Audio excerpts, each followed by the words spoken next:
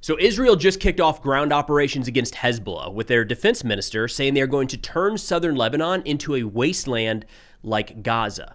The IDF a few hours ago said that they have begun limited and targeted ground operations against key Hezbollah strongholds in southern Lebanon, aimed at enhancing the forward defense area. And that's the terminology being used here, not invasion, not war, not operation, forward defense area. They say, quote, "This activity is part of a broader defensive effort to establish and strengthen a forward defensive posture, which includes the dismantling of terrorist infrastructure and the elimination of terrorists operating in the area."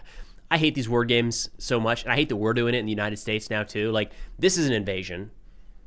You know, I hate that Hezbollah has the control that they do in southern Lebanon. But when you move the military from one nation into the sovereign territory of another nation, like, that's what it is. It's part of a war. What we're doing in Iran right now is a war. What Russia is doing in Ukraine right now is a war. That's not a special military operation. It just muddies the water. Anyways, I'm getting sidetracked here. So the defense minister was quoted in the Jerusalem Post. They said, following the 91st Division's dramatic push into southern Lebanon against Hezbollah, Defense Minister Katz on Monday said that the military would turn the villages there into a wasteland like Gaza. Katz said he and Prime Minister Netanyahu had ordered the IDF to, quote, "destroy terror infrastructure in the nearby Lebanese border villages to prevent threats and the return of Hezbollah to the area, exactly as was done to Hamas in Gaza, in Rafah, Beit Hanun, and a variety of other areas." Now, a couple things to keep in mind here. First off, this is not the beginning of military operations against Hezbollah. Israel has been striking targets in Lebanon, Hezbollah targets in Lebanon, for 2 weeks at this point, right? As soon as Hezbollah began launching rockets and drones across the border, Israel retaliated, started going after leadership and military facilities, especially in Beirut and southern Lebanon. So this really is just the beginning of ground forces moving into what it looks like, kind of clear out a portion of southern Lebanon, as Israel says, create more of a buffer zone in that area. But it does build on top of, at this point, near continuous airstrikes for about 2 weeks. I also want to mention that the ceasefire that was in place part of that ceasefire was supposed to be the disarming of Hezbollah. That didn't happen. That's never happened. Like, we can keep going back and back and back and back and back, and that's just never been something that's actually played out. So arguably one of Israel's points of contention here is we got to do something about this, because no matter what we've agreed to in the past hasn't actually panned out. If we want to eliminate the threat that is Hezbollah, Israel's view likely is that it's going to require their presence on the ground, physically removing Hezbollah from Lebanon. This round of fighting kicked back off on March 2nd, following the opening of U.S. and Israeli strikes against the Iranian regime. There was some reporting before the strikes took place that Hezbollah would likely sit the war out so long as the Ayatollah, supreme leader Khamenei, was not targeted and or killed. He was killed in the opening waves of strikes. That's what Hezbollah is pointing to now, saying that's a part of what it's kind of what kicked off this round of fighting, if you will. And I think this is going to be very different. We can't look back at a year and a half ago and say that series of fighting is going to play out the same this time around. And the reason for that is both Israel and Hezbollah have more challenging objectives on their plate. They're both looking for more. And we have to assume there is some degree of adaptation being played out by Hezbollah after the last round of fighting. Now, looking at the objectives, Axios reported on Friday that Israel is planning to significantly expand its ground operation in Lebanon, aiming to seize the entire area south of the Litani River and dismantle Hezbollah's military infrastructure, Israeli and U.S. officials say. Now, pull up a map here. I got to find a better one for Israel and this part of the world, the Middle East in general. This is a live UA map. It gives you an idea of how solid, how reliable some of the mapping services for Ukraine are, because this one is glitchy. But either way, we've got Israel here. We'll zoom out just a little bit. So we've got Israel here to the south, moving up north into Lebanon to give you an idea of where this fighting is taking place. This general red area is where Hezbollah has a significant degree of control. See if we can see this through all the ads. I even subscribed and paid for Live UA Map for a while and was still getting these junk pop-up ads. So I don't know. Anybody want to build a better system for this specifically? I'll use it. Anyways, so you've got the Israeli-Lebanon border here. The purple shows some of the Israeli incursions in recent days. They have started small-scale pushes into Lebanese territory. The Litani River is this separation here. It's the darker red area running between the two. Israel did not make it that far. They stopped pushing that far back in 2022. So that's kind of been the de facto argument of like, how far are you going to go? Are you going to go all the way to the Litani? And that would require clearing out this entire area of Hezbollah positions and Hezbollah militants. Israel did not do that a year and a half ago. Right now, they're talking about possibly going that route. Now, going back to Axios, they say this could be the largest Israeli ground invasion of its northern neighbor since 2006.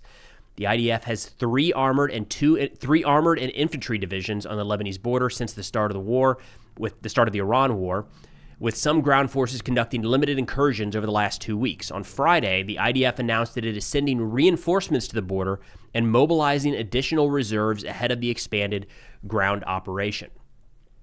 Now, in terms of what this could look like over the course of the next few weeks and months, we have to keep in mind what's playing out in Iran right now and the comparisons to the 12-day war back in June. So Israel and Hezbollah want this round of fighting to wrap it up and just solve the problem once and for all. Very similar to how Iran saw the fighting during the 12-day war. Both sides saw that as whatever happened then was not good enough. From Iran's perspective, they said, whatever agreement we come to, we have to make sure that Israel and the United States cannot just bomb us again.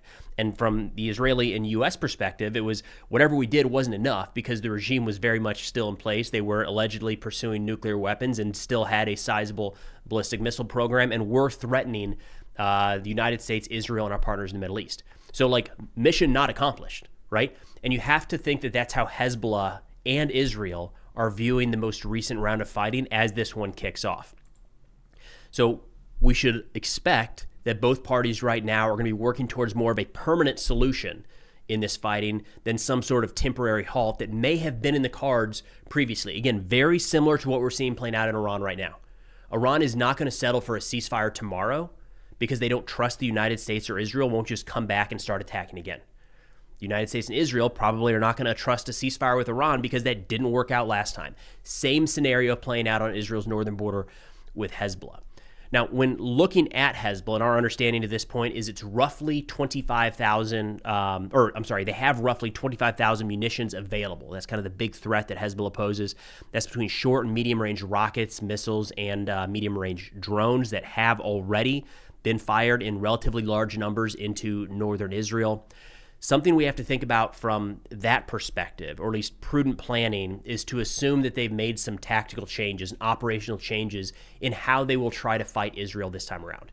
It didn't go well for them last time, right? Their entire senior leadership was wiped out very quickly. Multiple levels down the chain, 3, 4, 5 levels down the chain, very similar to what Israel did to Hamas, eliminated a lot of their leadership, and a lot of the positions down along the Israeli border were identified and destroyed. So from Hezbollah's perspective, they have to look at that and say, that didn't work, we have to do something different. And we are starting to already hear some rumors from Hezbollah channels that they're focused more on a mobile defense rather than static digging in. These are tunnel networks, we're going to fight from here, or static firing positions where they're going to launch rockets into Israel. The problem they had was the IDF would just watch those. Like, yeah, we know where the launch locations are. We're going to put a drone up overhead, and when you open that door and pull the rocket launcher out, we're going to blow it up and kill a couple fighters in the process. Hezbollah learned from that, or at least the guys that were not eliminated, you have to assume some of them probably learned from that and are adjusting their tactics. The other argument here is that they might be, with these more mobile fighting positions, it'll be interesting to see if they start pushing towards Israeli forces in the south. We have already seen a little bit of relatively direct, technically it's direct fire, anti-tank guided missiles engaging Israeli tanks.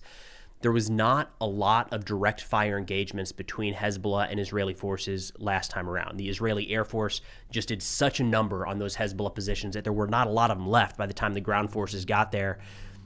We'll see if Hezbollah is able to change up any sort of tactics to where they actually are engaging Israeli forces in a more effective manner than they were. No doubt that was a deadly, nasty fight, but Israel had the upper hand on that one from day one and never looked back. It wasn't close, right? It was just a matter of time until Hezbollah gave up. So things to keep an eye out for: increased use of first-person view drones. We just saw the first used in Iraq, or the first in this war, looked to be a fiber optic one.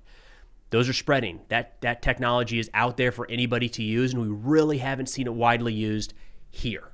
Not by Hamas, not by Hezbollah. We know that technology is spread. I would expect to see more of that, and when that does come out, you have to expect, whether it's Israel or the United States and Iraq or Syria or anywhere else, those first few days, maybe even weeks, are going to lead to significant casualties because there's not a great way to stop those right now, especially if they're being used in numbers. So keep an eye out for the first-person view drones. Then we'll see if Hezbollah changes up their targets with their short and medium-range munitions. Again, they did some damage to northern Israel, forced the population to evacuate for a long period of time. But I wonder if we're going to see something different, maybe focus more on the port of Haifa, trying to shut down that the economic viability of the northern portion of Israel if they continue to go after military and civilian targets, if they really dialed in one direction or the other. Now, of course, we'll see if that actually does anything. I, of course, would expect that Israel is adjusting tactics as well. But anytime you look at a battle or a conflict, the side that loses tends to adapt faster because they lost. The side that won tends to be a little bit slower because we have the mindset that, like, what do we need to change? Everything just worked. So the adaptation there tends to be a little bit slower, a little bit more behind. So in this case, right now, as this fighting is kicking off, I would expect in the short term to see more kind of innovative tactics by Hezbollah, and we'll find out very quickly what Israel's been doing to keep up with some of these more developed threats. But that's all we got for now. Thanks for watching, and I'll see y'all next time.